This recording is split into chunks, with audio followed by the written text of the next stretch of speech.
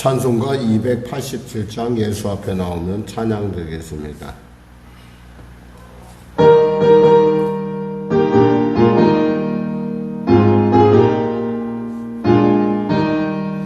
예수 앞에 나오면 죄사함 받으며 주의 품에 안기어 편히 쉬리라.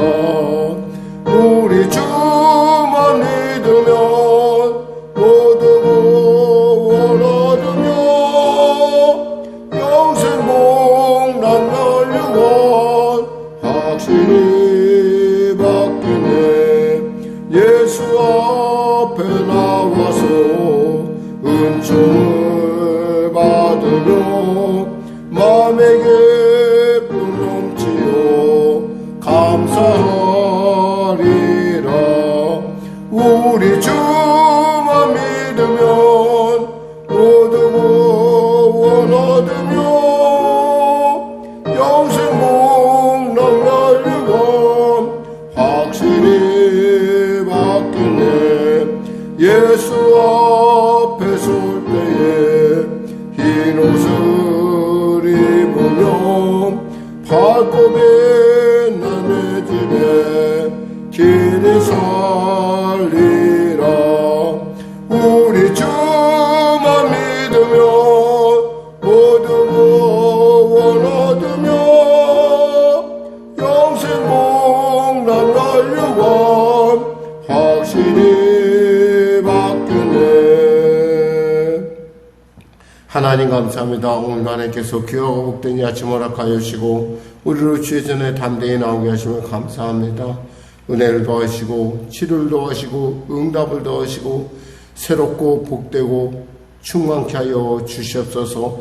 생명의 영으로 성령의 영으로 충만케 하여 주시옵소서.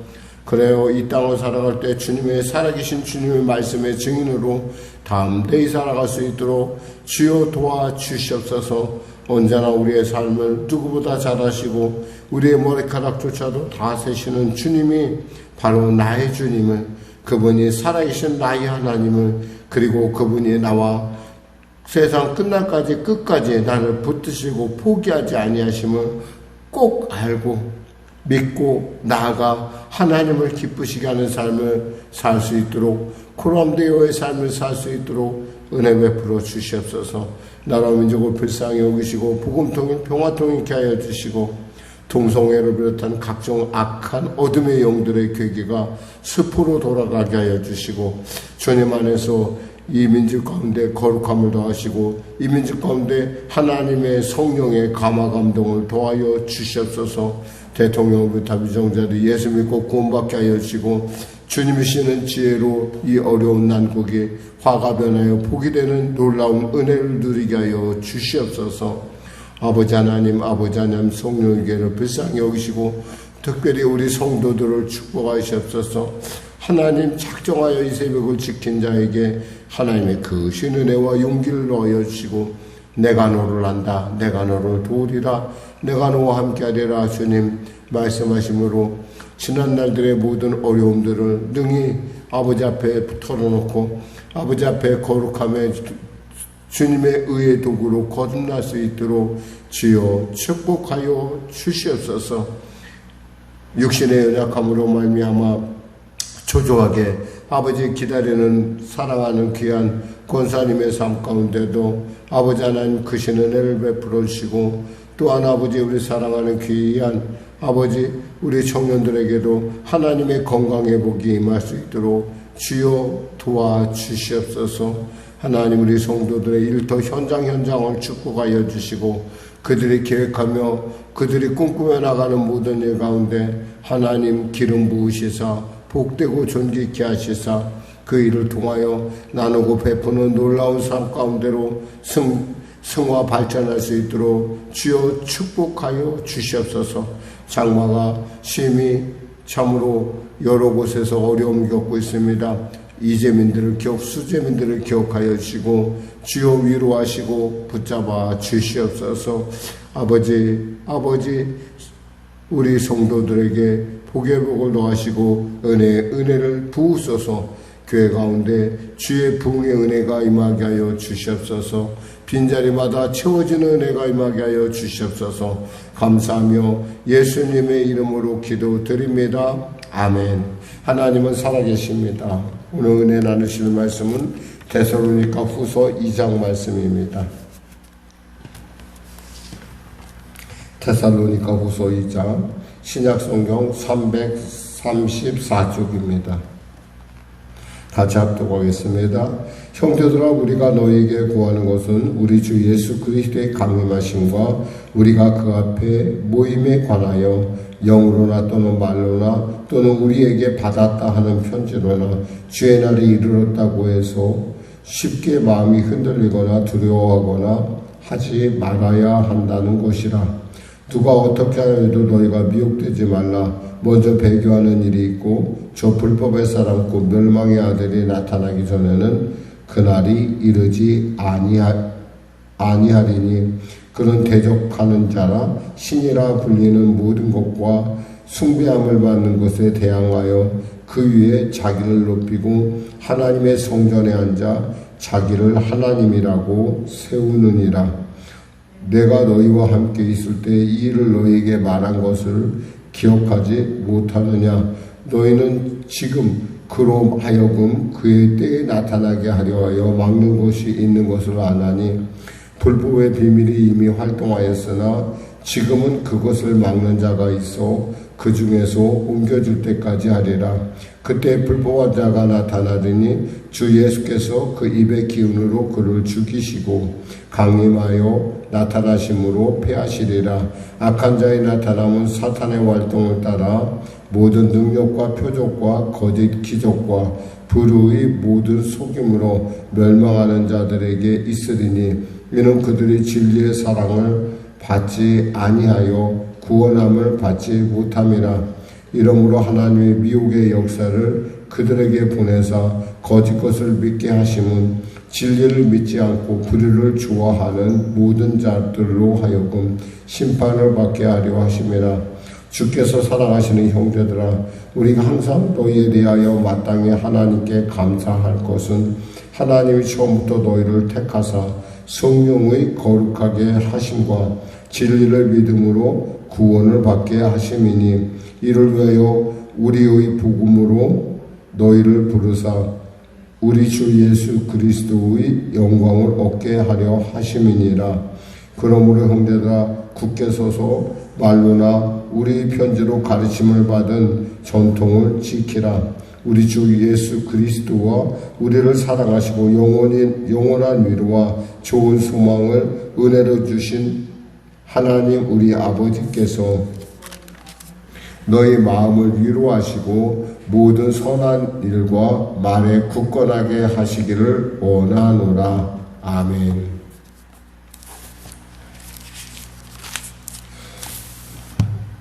바울이 다시 데살로니가에 가지 못함을 아는 사람들은 마치 그것에 대해서 자기가 들은 것 같이, 심지어는 이렇게 우리가 이단에 대해서 알아야 될 것은 그들은 거짓의 영으로 충만하다는 겁니다. 그러다 보니까 요즘은 이단의 영들 중에서 그들이 획책하는 전략 중에 뭐냐면 모략이라는 것이 얘기를 나옵니다.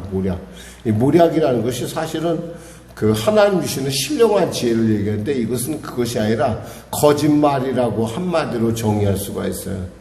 거짓말을 치는 것을 마치 자기의 전략으로 여기죠. 그런 것처럼 듣지도 않고 보지도 않고 알지도 못하는 것을 마치 아는 것처럼. 그래서 한 사람을 바보 만드는 일을 별로 그렇게 두려워하지 않아요. 왜냐하면 결국엔 그래서 우리가 하나님의 일을 한다고 그들은 착각을 하는 거예요. 근데 알다시피 보통 세상 사람들도 정직해야 된다는 걸 아는데 이게 이제 잘못된 영에 미혹되다 보면 사람들이 그것조차도 그냥 안 그래도 된다. 하나님이 봐주시니까 이렇게 착각을 한다는 거죠. 여러분, 하나님은 봐주는 것이 아니라 하나님께서 이걸 봐준다는 표현보다도 봐준다는 표현 안에는 하나님이 인정한다는 표현에 들어가는데 그런 것은 아니고요. 하나님께서는 우리에게 우리 잘못에 대해서 분명히 대가를 치르게 하십니다. 그러니까 우리가 회개를 해도 우리가 잘못한 거에 대해서는 분명히 우리가 대가를 치르지만 그럼에도 불구하고 우리가 하나님 앞에서 온전하게 설 수 있는 것은 그 대가를 치르게 함에 있어서 하나님께서 우리에게 길을 내시고 또 능력을 주셔서 우리로 하여금 결국 영혼의 구원은 구원받음이라는 거예요. 결국 믿음의 결과는 구원받음에 대해서 하나님께서 절대 우리를 포기하지 아니하시죠. 그러니까 사실 우리가 살다 보면은 늘 바르게만 살 수도 없고 늘 어떻게 생각하면 늘 거짓 없이 산다. 이런 말 자체가 쉽지 않아요. 사실은 그 자체가 굉장히 어렵다는 걸 압니다. 그러나 그러함에도 불구하고 하나님께서 우리를 붙드신다는 것, 그리고 하나님의 성령께서 우리 안에 계속 동행하심을 통해서 우리로 하여금 점점 그 길을 벗어나게 하는데, 이 사탄은 그렇게 하는 것이 아니라 그것을 갖다 마치 당연한 것 같이, 그리고 그래도 괜찮다라는 식으로 자꾸 인도하는 거예요. 근데 그건 아니에요. 분명한 것은 하나님은 사랑도 있지만 공의도 있다는 거예요. 그래서 우리가 본문에 보면 믿음과 사랑의 흉배를 쓴다 이런 말 하잖아요. 믿음과 사랑의 흉배. 이 믿음과 사랑의 흉배는 교회가 교회됨의 가장 중요한 요소입니다. 그러니까 우리가 무조건 하나님은 사랑이야 라고 믿는 거하고 그렇게 의지하고 달려가는 거하고 또 거기에 믿음, 이 믿음 안에는 말씀이 있고 말씀 안에 하나님의 공의가 있다는 거죠. 이 공의와 믿음과 공의가 두 개가 같이, 사랑과 공의가 같이 갈 때 이 사람은 균형적인 믿음을 갖게 됩니다. 근데 지금 여기서 보면은 이 당시의 이단들, 흔히 당신의 그런 이단들이 어떤 얘기를 하냐면 이렇게 얘기를 합니다. 2절에 영으로나 또는 말로나 우리에게 받았다는 편지로나 주의 날이 이르렀다 해서, 그러니까 이들은 사도 바울로부터 뭐 받은 것도 없어요. 근데 마치 받은 것 같이 얘기하는 거죠. 너희들 그 사도 바울이 얘기했잖아. 그 마지막 날 휴거에 대해서 얘기했고 또 너희들이 곧 주님이 다시 오신다고 했잖아. 이런 얘기를 계속 화제를 삼아서, 그런데 사도 바울이 그때 이렇게 얘기한 거 알아 너희들? 이렇게 얘기를 하는 거예요. 그 사도 바울이 듣지도 못했으면서, 근데 그것을 마치 그들은 그렇게 얘기하는 것이 당연하다. 왜? 당연히 거짓의 아비들의 자손이니까 그래요. 그들은 그거에 대해서 죄책감을 전혀 못 느껴요. 예를 들면 우리가 그러한 예를 알 수 있었던 게 뭐였냐면, 우리가 세월호 사태, 지금은 참 많이 지났지만 세월호 사태 때 그 선장이 자기는 자기의 자기 임무에 대한 것을 완전히 저버리고 제일 먼저 도망간 것을 볼 수가 있어요. 배가 선장이 있어야 자기 역할을 하는데 선장이 도망가 버리면 어떡해요. 그런데 그 일에 대해서 전혀 죄책감을 못 느낀다는 거예요. 그에 대해서. 왜? 나는 한 번 구원받아서 영원히 구원받으니까 라고 하는 거짓된 교리로 말미암아 그가 그 잘못된 방향으로 인도 안 받았기 때문에 그렇다는 거죠. 마찬가지로 우리가 말세에 정말 기억해야 될 것은 정말 하나님께서 하신 것인지 아니신 것인지 이거에 대해서 우리가 분명하게 알아야 된다는 건데, 첫째, 여기서 얘기한 것은 영으로나 자기가 나는 신령에서 내가 봤어, 또 혹은 말로나 그 말 들어보니까 그러던데, 또 편지로 바울이 내게 편지했어, 이런 얘기를 통해서 이제 마지막이 가까웠다라는, 주님의 재림이 가까웠다라는 이 말에 너희들이 미혹되지 말라는 거예요. 그 미혹되지 말아야 될 그 조건 중에 하나가 뭐냐, 먼저 배교하는 일이 있다는 거예요. 그런 것을 우리가 세상 가운데 읽을 수 있는 것은 먼저 하나님을 배반하는 사람이 있다는 것. 실제 그런 사람들이 요즘은 생기고 있어요. 가정이 모태신앙자이고 가정이 다 예수 믿는데 자기 혼자만 예수 안 믿어. 그러면서 그걸 갖다가 공공연하게 난 예수 믿을 수 없어라는 얘기를 막 하는 그런 사람들이, 그러니까 좀 많이 배웠다고 하는 사람 중에 그런 사람들이 가끔 있어요. 그러니까 도대체가 이해가 안 되고 또 자기 나름대로 어떤 자기의 철학을 갖다가 복음에다가 자기 철학을 덧입혀서 마치 그것이 진실인 양과 얘기하는 사람들도 있는 것으로 압니다. 그러니까 이런 사람들이 나타날 때 이것이 말세라고 하는 것이지, 바울 당시에서는 그런 사람들이 나타나지 않은 이유가 있어요. 왜냐하면 여기서 우리가 보니까 6절에 너희가 지금 그로 하여금 그의 때에 나타나게 하려 하여 막는 것이 있는 것을 안다 그랬어요. 바울 당시에는 그런 적그리스도의 행동을 막는 분명한 하나님의 분명한 이유가 있었어요. 왜냐하면 아직 교회가 아직 성숙하지도 않고 교회가 아직 무엇인가 알지 못할 때였기 때문에, 그리고 그 주위에 많은 사람들이 아직도 하나님은 많은 사람들이 주님께 돌아오기를 바라는 아직 열방이 구원받지 못한 상태에 있기 때문에, 물론 지금도 아직도 열방이 완전히 구원된 것은 아니에요. 사실 우리가 짐작할 수 있는 것은 열방이 모두가 복음을 공평하게 받게 될 때 그때 주님은 오실 거예요. 그건 분명해요. 근데 그때와 그 시는 누구도 몰라요. 알 수도 없고 알려고 노력한다고 되는 일도 아니에요. 다만 어렴풋이 그래도 이 정도면 되지 않을까, 이렇게 마치 임신한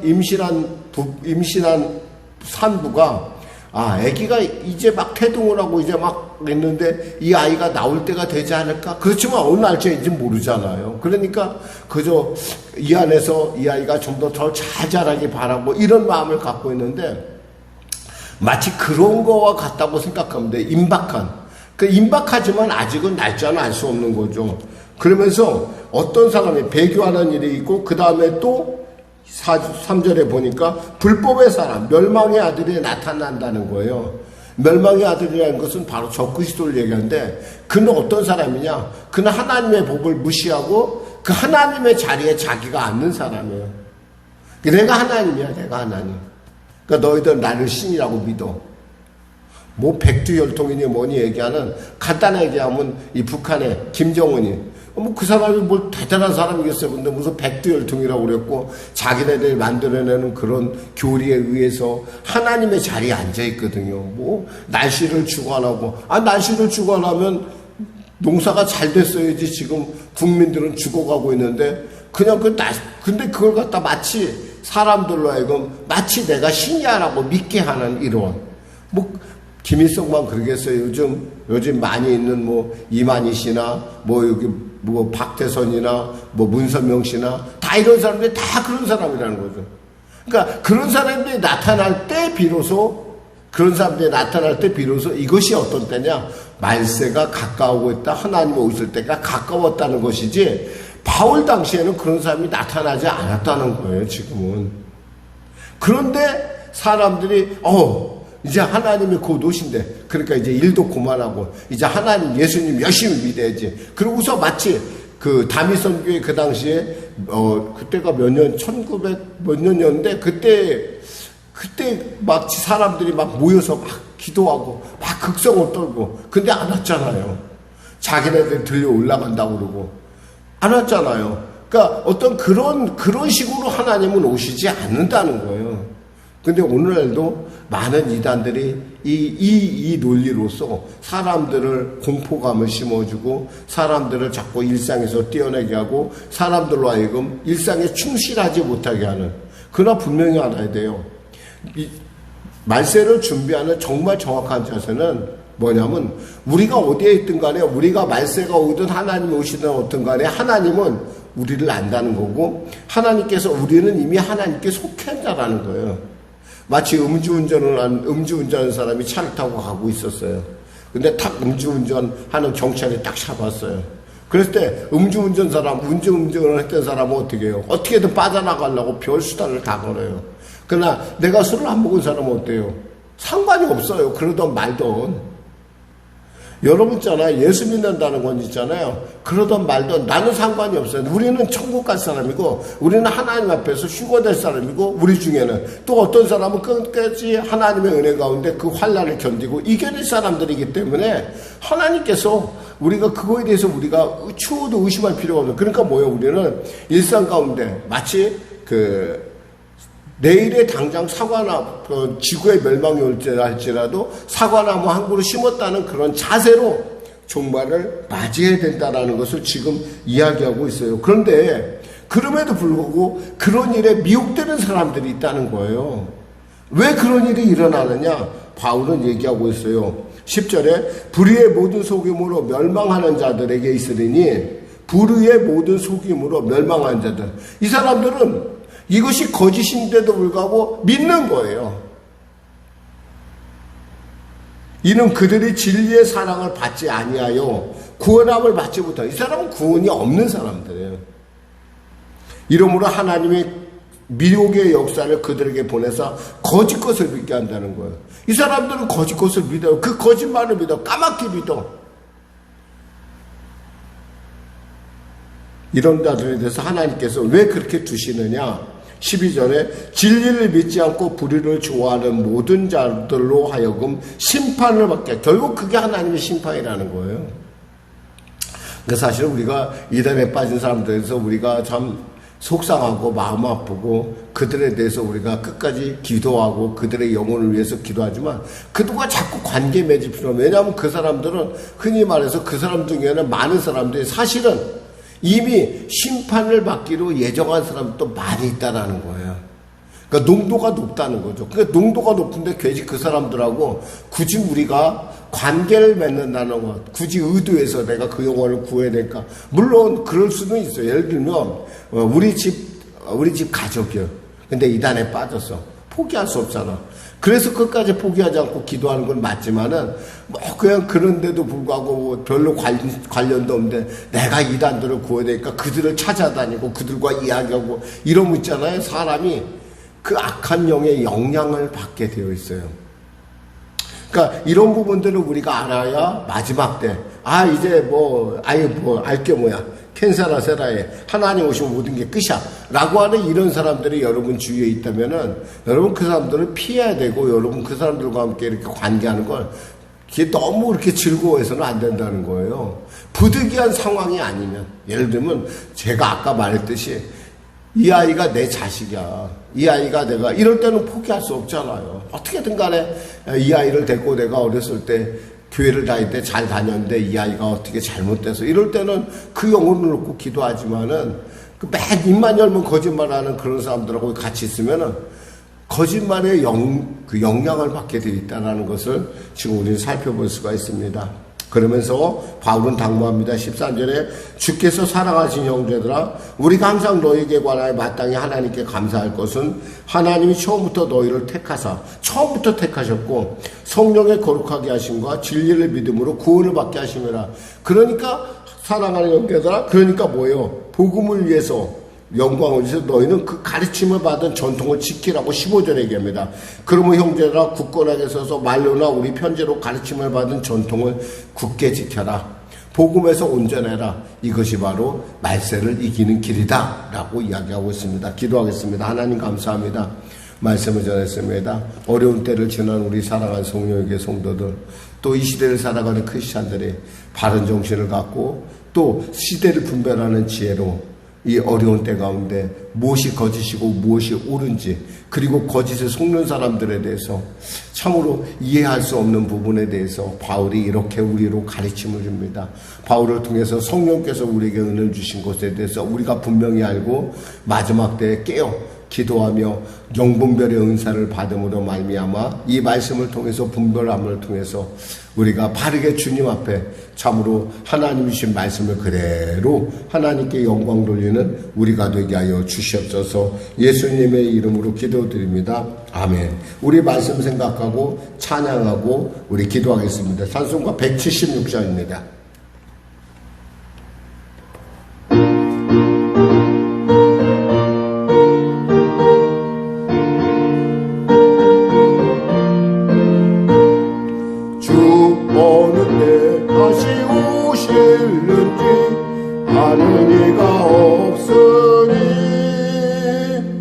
등 밝히고 너는 깨어 있어 주를 반겨 맞으라.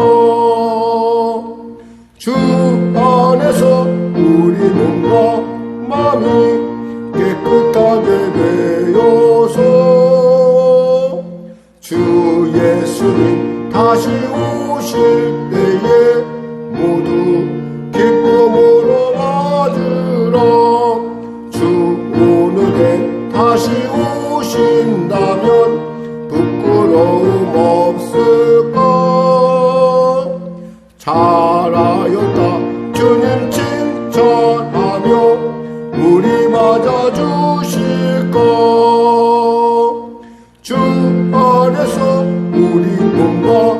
마음이 깨끗하게 되어서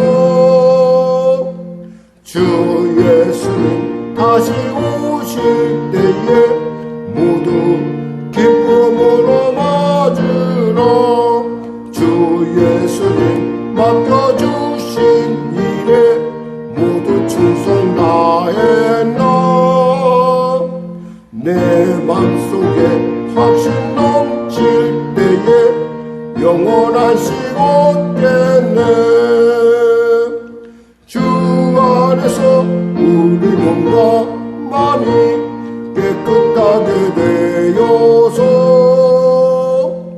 주 예수님 다시 오실 때에 모두 기쁨으로 맞으러 주 예수님 언제 오실는지 한밤이나 낮에나 늘 깨어서 주님 만난 성도 주의 영광 보겠네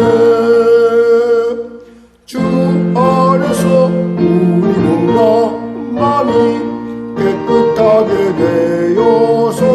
되어서 주 예수님 다시 오실 때에 모두 기쁨으로 맞으러 하늘에 계신 우리 아버지의 이름을 거룩하게 하시며 아버지의 나라가 오게 하시며 아버지의 뜻이 하늘에서와 같이 땅에서도 이루어지게 하소서. 오늘 우리에게 일용할 양식을 주시고 우리가 우리에게 잘못한 사람을 용서하여 준 것 같이 우리의 죄를 용서하여 주시고 우리를 시험에 빠지지 않게 하시고 악에서 구하소서. 나라와 권능과 영광이 영원히 아버지의 것입니다.